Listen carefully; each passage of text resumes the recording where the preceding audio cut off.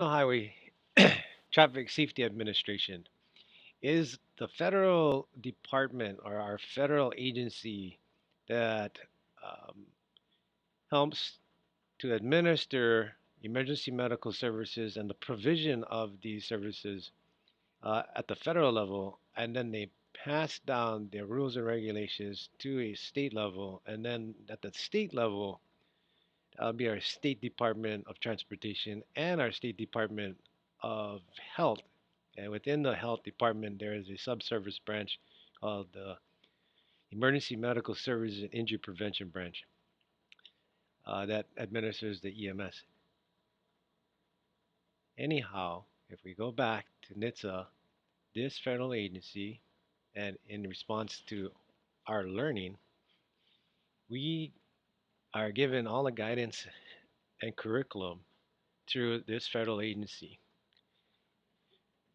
All textbooks that are used for EMS learning and training are usually guided by this agency's uh, standards, research, and they develop the curriculum in which we adhere to. Now, remember, it's a federal government, federal agency, and so we need to meet the expectations or the curriculum. We can extend and exceed the curriculum should the state allow so. And if you can recall, that the state of Hawaii does somehow allow an expanded scope for our EMT because we are starting intravenous lines or IV access. We are also manual defibrillation. We are using the defibrillator to defibrillate cardiac rhythms.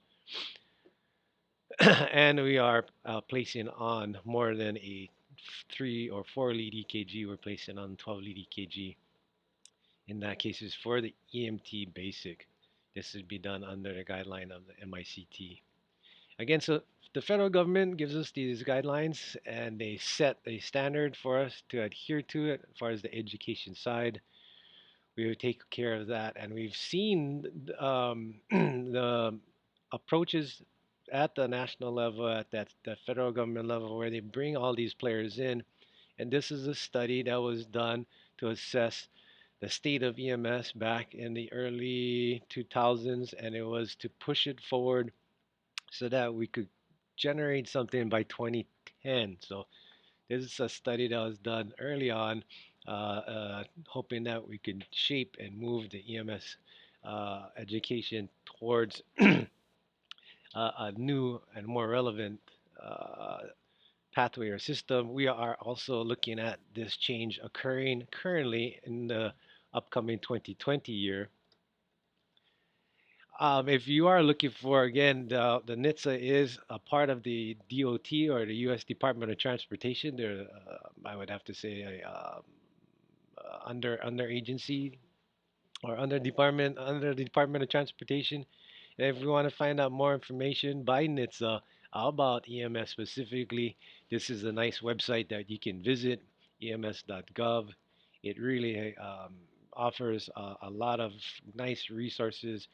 At least at the beginning level, it's immense, and as you continue in your EMS career, it'll continue to be a great resource for you to look up.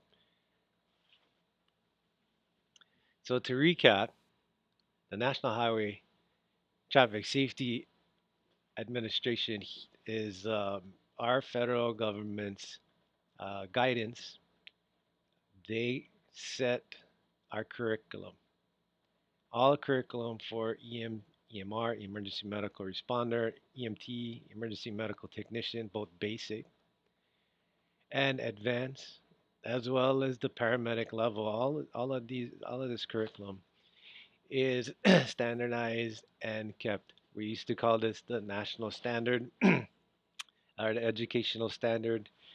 We are continuing to improve these systems. As you see, the agenda back done in the early 2000s to be adopted by 2010, and we are looking at the newer ones coming forward.